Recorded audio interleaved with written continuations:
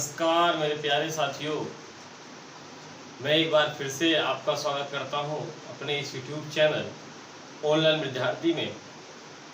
तो देखिए साथियों, हम लोगों ने कल बात की थी जो अध्याय 4 था कि तथ्य की भूल से अपराध हो जाते हैं या किन मामलों में हमें विधि का पालन करना पड़ता है और अपराध भी के उसमें अपराध को अपराध नहीं माना जाता है। उसके बाद हमने बात की थी कि प्राइवेट प्रतिरक्षा का अधिकार कब कब लागू होता है, क्या चीज़ होती है, वो सब हमने कल डिस्कस किया था। देखो आज हम एक अगला अध्याय पर डिस्कस करते हैं और वो अध्याय है जिसका नाम है, देखो अध्याय नंबर 5। अध्याय 5 की अगर हम बात करें तो जो अध्याय 5 है इसमें बताया गया है आपको दुष्प्रेरण के बारे में। इसमें क्या है, देखो इसमें बताया गया है आपको दुष्प्रेरण के बारे में, या हम कह सकते हैं इसमें बताया गया है अवेटमेंट के बारे में। देखो जो दुष्प्रेरण है, ये जो अध्याय 5 है आपका, ये धारा 107 से और 120 तक है। कहाँ तक है ये? धारा 107 से और 120 तक जो हमारा अध्याय 5 है वो दिया गया है। देखो अब ये शब्द दुष्प्रेरण, देखो एक शब्द आप समझो पहले, जैसे कि मैंने कहा आपसे कि किसी को मोटिवेट करना या किसी को प्रेरणा देना। क्या मतलब? क्या किसी को अभी एक होती है, देखो अभिप्रेरणा। अभिप्रेरणा इसका मतलब होता है कि अच्छे कार्य करने की प्रेरणा देना। इसका मतलब क्या है? अभिप्रेरणा का मतलब हो गया कि अच्छे कार्य करने की प्रेरणा देना। ठीक, अब यही आपका जो शब्द है दुष्प्रेरणा, इसे देखो इसका ना विलोम शब्द आप मानते हो, चलो मतलब समझने के लिए मैं समझा रहा हूं आपको। दुष्प्रेरणा का मतलब होगा कि किसी बुरे कार्य के लिए उकसाना। मतलब क्या हो गया कि अच्छा कार्य हो गया, यहाँ क्या दुष्प्रेरणा का मतलब होगा कि किसी बुरे कार्य के लिए, मतलब बुरे का मतलब अच्छा कार्य ना हो, बुरे कार्य के लिए प्रेरणा देना। ठीक, तो ये शब्द आपने समझा भाई। अभिप्रेरणा आपको पता होता है, ऐसे दुष्प्रेरणा मतलब उल्टा उसका हो गया। दुष्प्रेरणा का मतलब हो गया कि किसी गलत कार्य को करने के लिए किसी को अगर आप उकसा रहे हो तो आपका मतलब क्या हुआ कि वो आपका दुष्प्रेरणा कहलाता है। ठीक, बात समझ में आई आपके? देखो अब इसमें हम आगे की तरफ बढ़ते हैं और नंबर एक धारा इसकी 107 पर हम बात करेंगे। देखो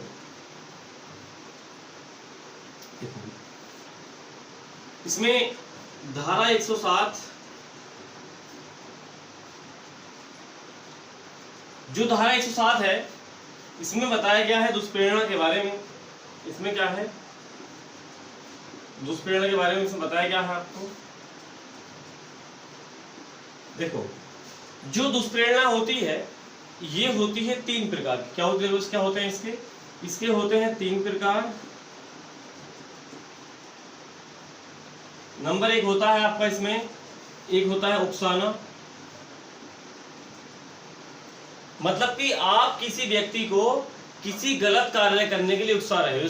जैसे कहा कि भाई ए व्यक्ति है और बी व्यक्ति से कहता है कि सी व्यक्ति के पत्थर फेंक उठा के मार दे। भाई बी क्या है? बी मानो बच्चा है, ना समझ।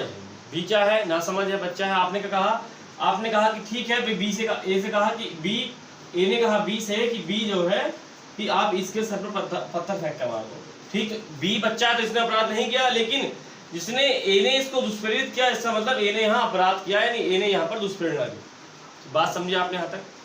देखो नंबर 2 है सहायता करना। सहायता करना मतलब क्या है कि किसी व्यक्ति से आपने कहा ठीक है भाई, आपने कहा राम कोई व्यक्ति है, राम से कहा आपने अरे ठीक है राम, ये देखो ये काम करते हैं कि आप जो है इसमें घर में जो है आग लगा तो मैं आपकी सहायता करूंगा।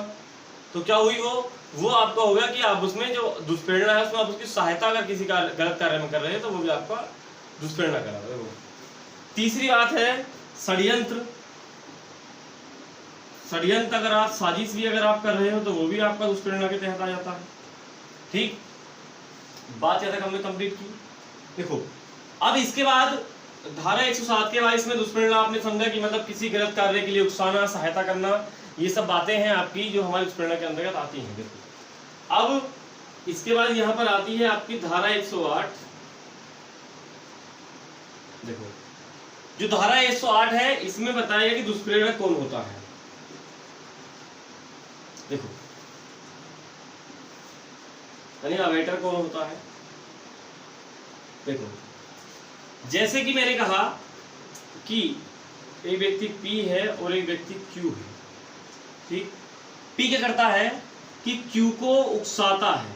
क्या करता है P कि P क्या करता है, P Q को गलत कार्य करने के लिए करता है,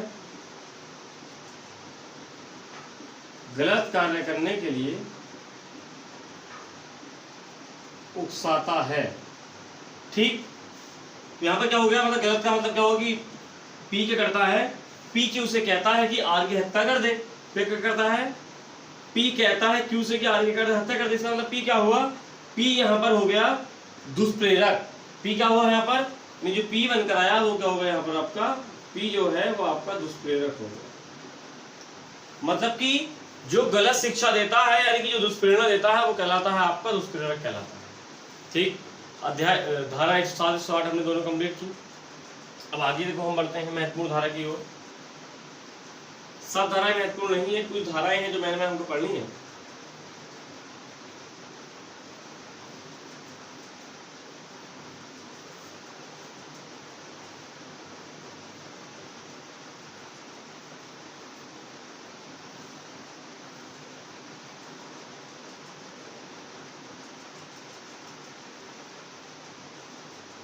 देखो भाई अगली धारा है 115 धारा।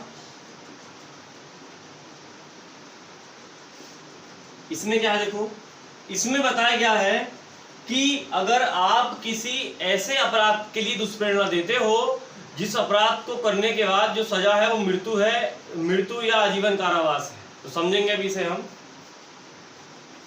मृत्यु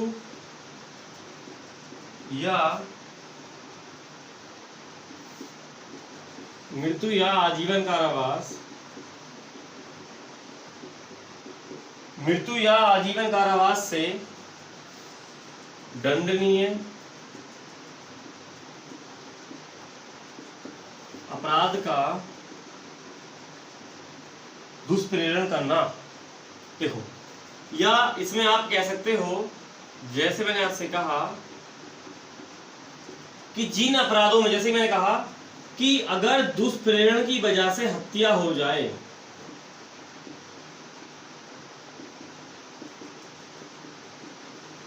भैया जी मृत्यु किस में है, मृत्यु किस अपराध में है भाई, मृत्यु आपका या तो 121 में है या 132 में है या फिर 302 में मृत्यु मतलब मृत्यु दंड मिलता है आपको।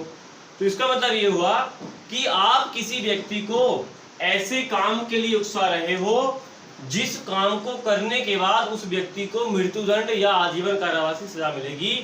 तो ये धारा कहती है कि अगर कोई व्यक्ति मृत्यु या आजीवन कारावास से दंडनीय अपराध का दुष्प्रेरण करता है, मतलब कि ऐसे अपराध को करने के लिए उस व्यक्ति को उकसाता है जिस अपराध को करने से उस व्यक्ति को मृत्युदंड या आजीवन कारावास मिले, तो ऐसी कंडीशन में क्या होता है, ऐसी कंडीशन में क्या होता है कि जो दुष्प्रेरक होता है उसको 7 वर्ष की सजा और जुर्माना मिलता है। मतलब इसको तो जिसने सुनो, जिसने हत्या की वो तो उसको तो मृत्युदंड मिलेगा, लेकिन जिसने दुष्प्रेरित किया उसको मिलेगा 7 वर्ष। देखो जैसे कि समझेंगे इसमें आप, मैंने कहा कि व्यक्ति है एक व्यक्ति आपका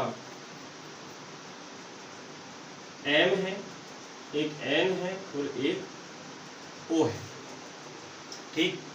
देखो अब M कहता है N से, M कहता है, M ने क्या कहा, M ने कहा M से कि N ने क्या करा कि इसकी हत्या कर दे OP। क्या कहा N से, N से कहा कि O की हत्या कर दे, ठीक। देखो अब इस कंडीशन में क्या हुआ कि O की क्या हुई, हत्या हो गई। N को क्या मिलेगा हत्या करने पर, N को तो मिलेगा इसमें आपको मृत्युदंड, लेकिन जिस व्यक्ति ने आपको यहाँ पर दुष्प्रेरित किया है उस दुष्प्रेरण के लिए आपको मिलेगी सजा। जो सजा मैं आपको लिख रहा हूं, देखो यहाँ पर इस कंडीशन में जो आपको सजा मिलती है वो मिलती है 7 वर्ष प्लस जुर्माना। बात समझी? कंप्लीट हुई बात यहाँ तक नहीं आपकी? ठीक है, यहाँ तक हमने क्लियर किया। देखो अब देखो इस तरीके से क्या किया हमने, इस तरीके से हमने जो आपका अध्याय 5 की जो मेन चीजें थी वो हमने पढ़ी। अब देखो इसी का अगले उस पर आते हैं।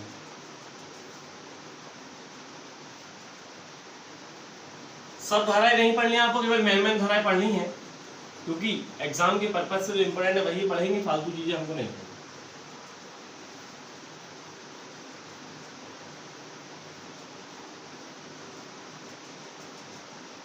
देखो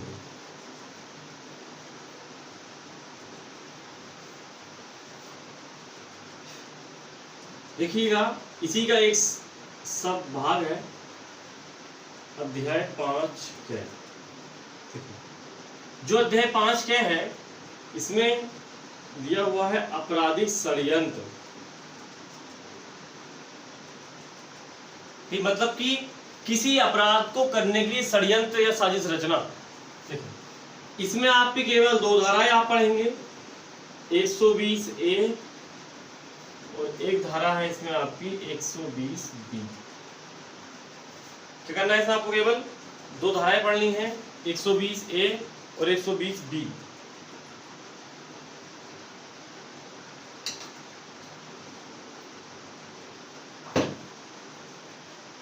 देखो जो 120A है इसमें दिया हुआ है आपराधिक षड्यंत्र की परिभाषा। ठीक, क्या है 120A में? 120A में है आपराधिक षड्यंत्र की परिभाषा। देखो ये कहती है, नंबर 1 पॉइंट इसने कहा कि 2 या 2 से अधिक व्यक्ति कोई अवैध कार्य करते हैं। क्या कहा? देखो इसमें नंबर 1 क्या है? इसमें नंबर 1 है कि 2 या 2 से अधिक व्यक्ति अवैध कार्य करते हैं। क्या करते हैं?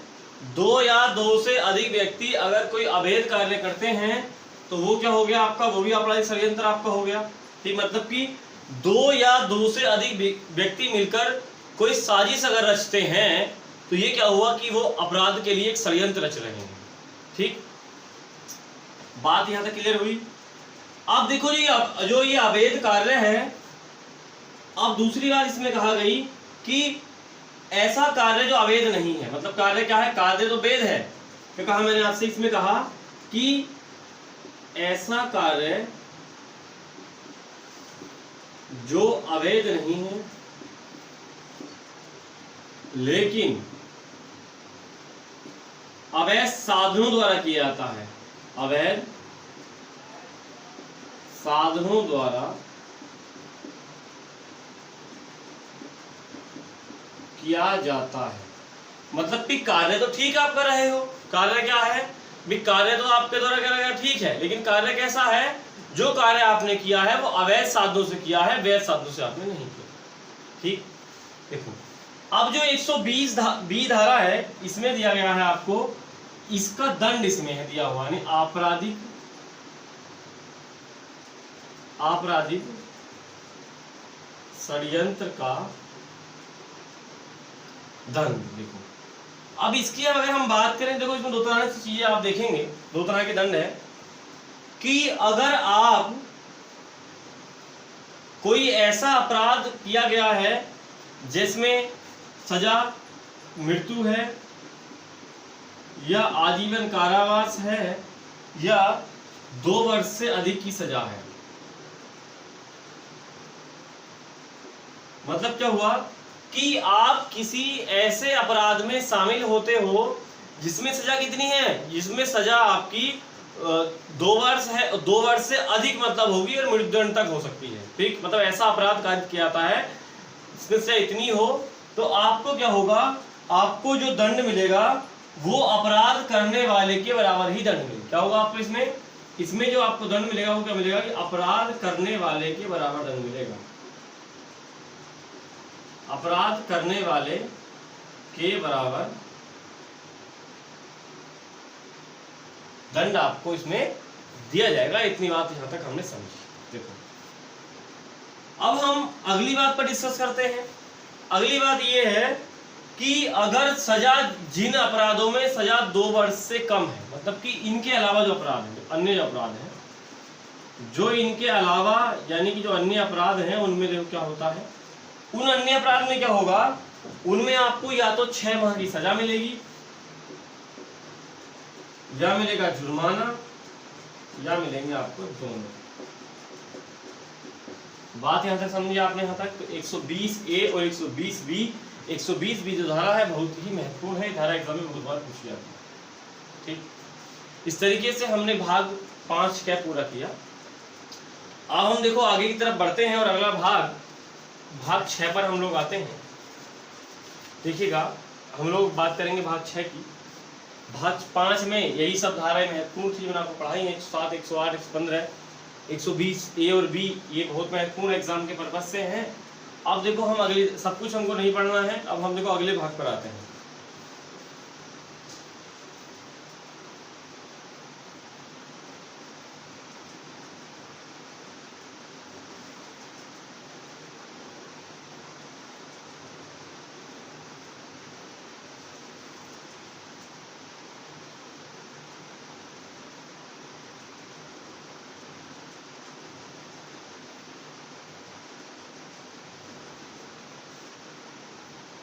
देखिएगा, अगर हम बात करें आगे के लिए, अध्याय 6, अध्याय 6 में बताया गया है आपको कि राज्य के विरुद्ध अपराध,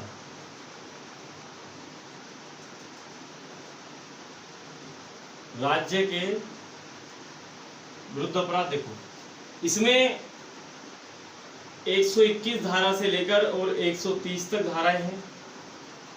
कहां से कहां तक है इसमें? 121 से 130 तक। देखो अब इसमें सबसे पहली धारा हम बात करेंगे 121।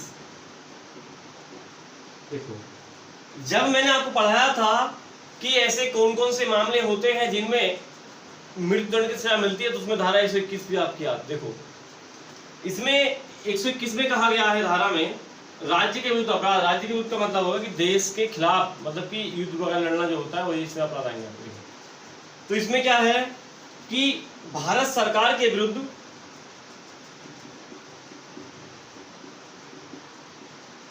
भारत सरकार के विरुद्ध, भारत सरकार के विरुद्ध युद्ध करना, मतलब कि या तो आप भारत सरकार के विरुद्ध युद्ध करते हो, ठीक, या प्रयत्न करते हो, क्या करते हो, या आप युद्ध करने का प्रयत्न करते हो, या युद्ध करने का दुष्प्रेरण करते हो।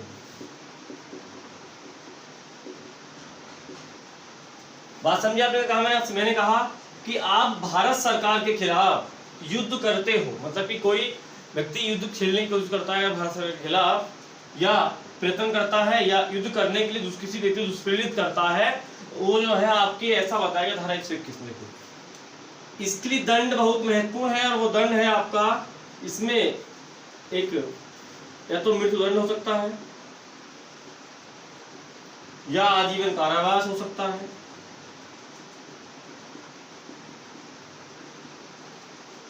प्लस जुर्माना। क्या होगा? मृत्युदंड हो सकता है इसमें, या आजीवन कारावास हो सकता है आपको, और प्लस जुर्माना भी आपको साथ में देना पड़ेगा। बात क्लियर हुई आपकी यहाँ तक? देखो, तो 121 धारा जो है बहुत ही महत्वपूर्ण है, क्योंकि इसमें मृत्युदंड का प्रावधान दिया हुआ है। तो इस तरीके से हमने बात की कि अगर कोई व्यक्ति भारत सरकार के विरुद्ध युद्ध छेड़ता है, या युद्ध करने का प्रयत्न करता है, या युद्ध करने के लिए दुष्प्रेरित करता है, तो भी हमको क्या होगा, उस कंडीशन में भी धारा 121 के तहत आपको मृत्युदंड या आजीवन कारावास मिल सकता है।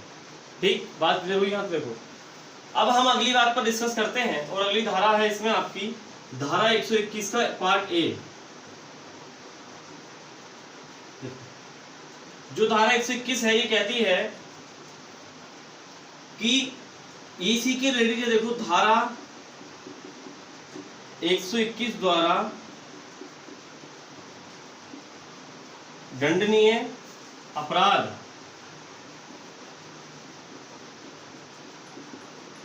करने का षड्यंत्र। मतलब किया हुआ, इसका मतलब ये हुआ कि अगर आप भारत सरकार के खिलाफ युद्ध लड़ने की साजिश या षड्यंत्र भी रचते हो तो वो भी आपका अपराध माना जाएगा। क्या कहा मैंने आपसे? मैंने कहा कि अगर आप ऐसा करने का षड्यंत्र रचते हो, मतलब कि आपने युद्ध छेड़ा नहीं है, आप केवल ऐसी साजिश करते हो, तो उस साजिश में भी क्या होगा, आपको यहाँ पर दंड दिया जाएगा। देखो, यानी कि धारा 121 में जो ये अपराध है उनको करने का षड्यंत्र करना भी अपराध माना जाएगा। देखो, इसका मतलब इसमें सजा कितनी देखो होगी, इसमें सजा आजीवन कारावास से लेकर अधिकतम आजीवन कारावास और 10 वर्ष से अधिक होगी, और प्लस इसमें आपको जुर्माना देना पड़ेगा जो न्यायालय चाहता है। ठीक, तो इस तरीके से हमने यहाँ तक बात क्लियर की। धारा 121 और 121 देखो, एक पॉइंट आप यहाँ नोट करेंगे, एक पॉइंट आपने समझा होगा यहाँ पर कि साजिश रचना ही अपराध है। मतलब अगर आपने साजिश रची, पॉइंट कूट लिख लो कि साजिश रचना ही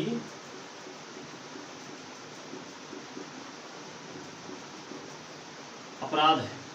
ठीक, तो बात 121 और 121A दोनों धाराएं हमने क्लियर की। अब देखो हम आगे की तरफ बढ़ते हैं, और अगली धारा बहुत महत्वपूर्ण इसकी है, जो है आपकी धारा 122। क्या देखो, धारा 122 पर हम बात करेंगे।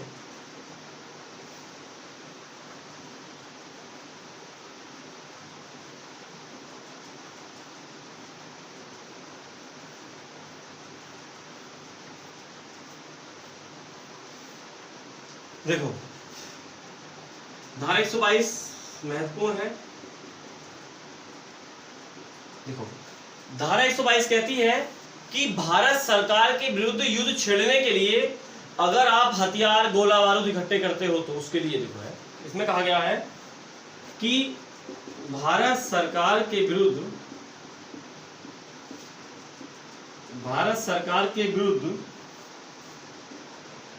युद्ध छेड़ने के इरादे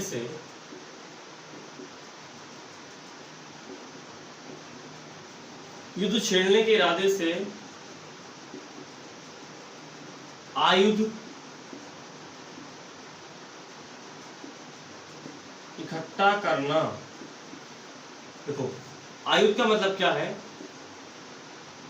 देखो इसमें क्या दिया गया है, इसमें कहा गया है कि भारत सरकार के विरुद्ध युद्ध छेड़ने के इरादे से आयुध यानी कि हथियार इकट्ठा करना ही क्या हो गया, वो आपका धारा 122 ऐसा कहती है। देखो, अगर आप ऐसा करते हो, यानी कि अगर आप गोला, बारूद, बंदूक आदि हथियार अगर इकट्ठा करते हो भारत सरकार के विरुद्ध युद्ध छेड़ने के लिए, तो इस कंडीशन में तो क्या होगा, जो सजा आपको दी जाएगी वो सजा होगी आपकी आजीवन कारावास से लेकर 10 वर्ष और जुर्माना। क्या होगी उसमें आपको सजा? आजीवन कारावास / 10 वर्ष। देखो, 10 वर्ष का मतलब ये हुआ कि 10 वर्ष से अधिक होगी, और आजीवन कारावास से अधिक नहीं, मतलब आजीवन कारावास से कम की आपको मिलेगी। ठीक, वो जुर्माना आपको सदन देना पड़ेगा। इस तरीके से हमने 122 वाली बात पूरी की। ठीक, अब देखो हम एक महत्वपूर्ण धारा, एक शब्द आप सुनते हो कि राजद्रोह, देशद्रोह, ये सब चीजें हैं। देखो, तो अगली धारा 124A क्या कहती है?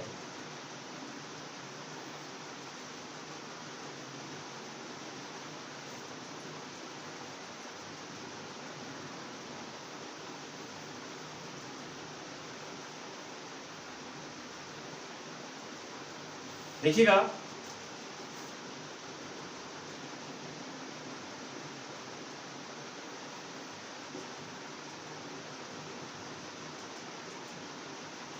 देखो जो धारा 124A है, इसमें बताया गया है राजद्रोह के बारे में। क्या इसमें? राजद्रोह, या कह सकते हैं सेडिशन।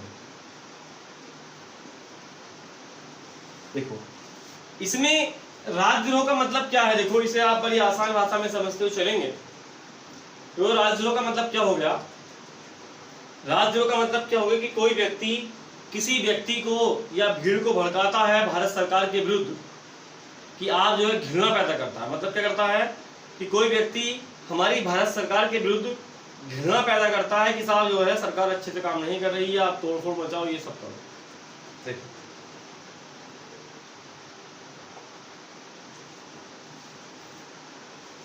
देखो इसमें कहा गया है कि मौखिक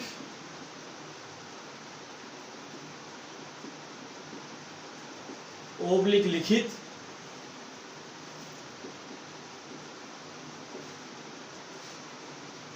ओब्लिक संकेतों द्वारा, देखो मौखिक ओब्लिक लिखित ओब्लिक संकेतों द्वारा भारत सरकार के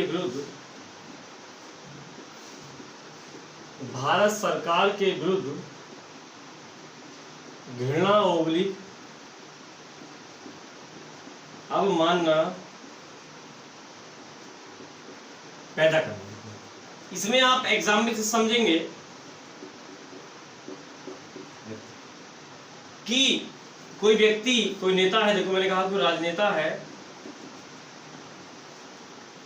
ठीक, राजनेता कहता है कि वर्तमान में जो भारत सरकार है,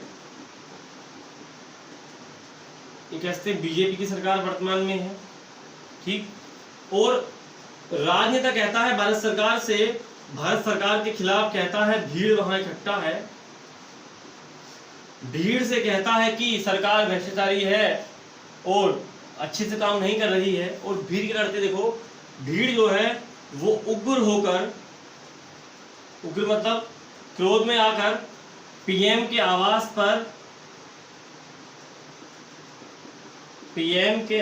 पर हमला कर देती है। क्या करती है भीड़ करती है, भीड़ उग्र होकर पीएम के आवास पर हमला कर देती है। तो इसका मतलब क्या हुआ, इसका मतलब ये हुआ कि जो राजनेता था उसने क्या करा, उसने राजद्रोह किया। क्योंकि राजद्रोह, क्योंकि इसने क्या करा है, राजनेता ने जो हमारी भारत सरकार है उसके खिलाफ लोग भीड़ को उकसाया है, जिससे कि क्या कर सके, भीड़ जो है घृणा करके कोई गलत कदम उठा सके। ठीक, बात यहाँ तक समझ में आपके यहाँ तक हुई। तो यही जो है राजद्रोह 124A के तहत आता है। अब देखो इसके अलावा एक धारा बहुत ही महत्वपूर्ण है और उसका नाम है 130। धारा 130 जो क्या कहती है आपसे,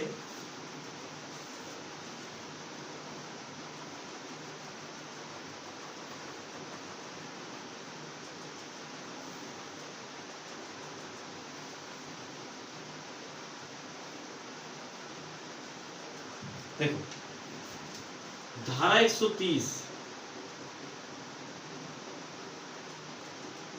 देखो ये कहती है धारा 130 आपसे कि अगर आप किसी युद्धबंदी या राजबंदी को भगाने में सहायता करते हो, मतलब क्या करते हो आप कि किसी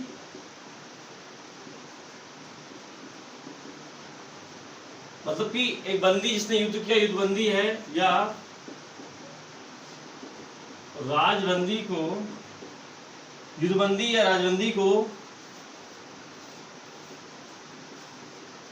भगाने में सहायता करना, ठीक, या उसको छिपाना जो बंदी है, या उसको संशय देना, मतलब कि उसको अपने घर में रखना।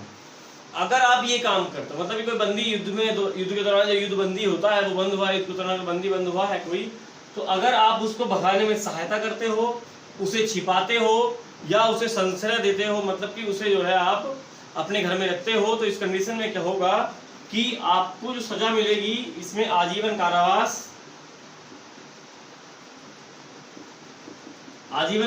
हो सकती है, 10 वर्ष से अधिक होगी, और प्लस जुर्माना जो न्यायालय तय करेगा आपको जुर्माना लगाया जाएगा।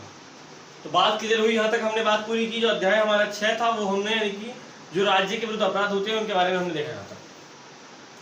अब देखो अगली बात पर हम बात करते हैं, और अगली अध्याय 7, जो क्या है अगला अध्याय 7 पर हम बात करेंगे।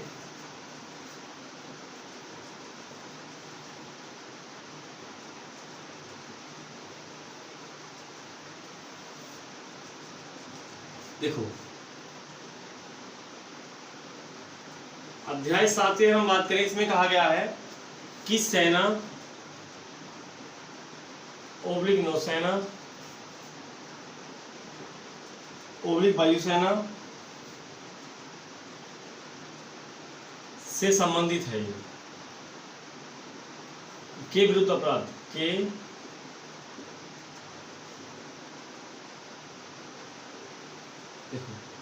इसमें क्या है, इसमें बताया गया है कि अगर कोई व्यक्ति आर्मी के खिलाफ या नेवी या एयरफोर्स के विरुद्ध अपराध करता है, उस कंडीशन में क्या होगा। तो आप देखेंगे जो आपका अध्याय 7 है इसमें धारा 131 से 140 तक है। कहाँ तक धारा है इसमें, 131 से लेकर और 140 से धारा सुनो।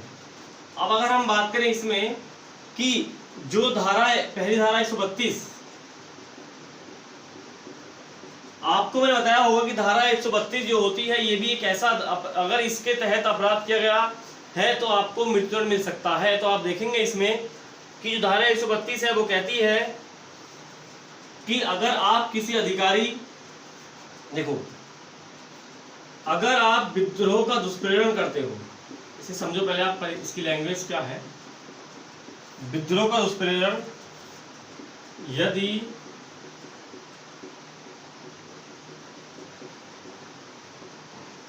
उसके परिणाम स्वरूप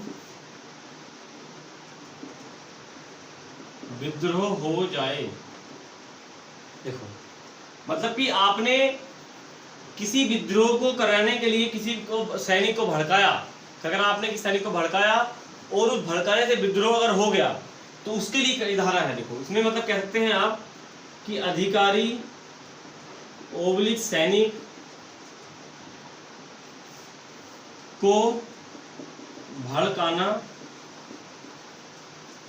ठीक, जिससे भड़काना, और भड़काने के बाद क्या हुआ, भड़काना जिससे विद्रोह हो गया।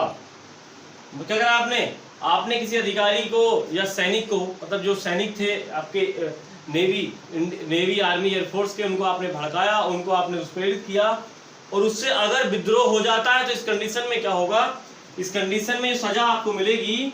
सजा देखो बहुत है इसमें, सजा जो है वो है मृत्युदंड या आजीवन कारावास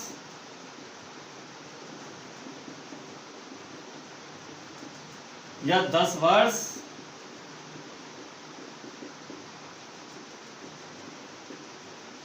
प्लस जुर्माना। ये सजा जो है आपको दीजिए। कौन कौन सजा मिलेंगी आपको जो सजा मिलेगी वो मिलेगी, मृत्युदंड मिलेगी, मृत्युदंड मिल सकता है, आजीवन कारावास मिल सकता है, या 10 वर्ष से ऊपर की कोई सजा मिल सकती है, प्लस जुर्माना आपको देना पड़ेगा। तो ये धारा है आपकी 132 है। अब इसकी एक और महत्वपूर्ण धारा है, इसके बाद ये जो आपका अध्याय खत्म है। अगली धारा हमसे कहती है, धारा 140 पर हम बात करते हैं और बहुत ही रोचक तथ्य है वहां से।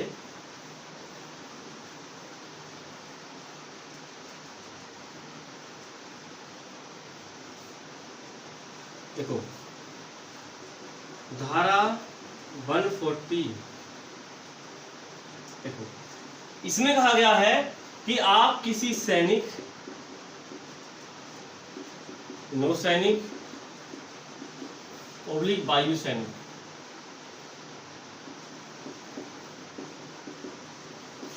की वर्दी पहनना एवं उसकी जो टोकन है वो धारण करना। क्या करना कि मान के चलो कि कोई व्यक्ति क्या करता है कि किसी आर्मी वाले की वर्दी पहन लेता है और वर्दी पहनने के बाद जाता है घूमने के साथ, मैं तो आर्मी में हूँ, मैं ये हूँ, वो हूँ, और विश्वास दिलाता है कि मैं साहब सैनिक हूँ। क्या करता है, वर्दी पहनने के बाद अगर वो व्यक्ति विश्वास दिलाता है, क्या करे, अगर वर्दी पहनने के बाद वो व्यक्ति विश्वास दिलाए कि मैं क्या हूं, मैं सैनिक हूं, मैं वायु सैनिक हूं, या मैं आपका नाविक हूं, ठीक है। तो अगर वो विश्वास दिलाता है वर्दी पहनने के बाद, इसका मतलब क्या हुआ कि उसने क्या करा है, उसने अपराध किया है, और इस अपराध के लिए उसको सजा मिलेगी वो मिलेगी 3 माह या 500 रुपए का जुर्माना। ठीक, अब आपके माइंड में एक बात समझिए आपने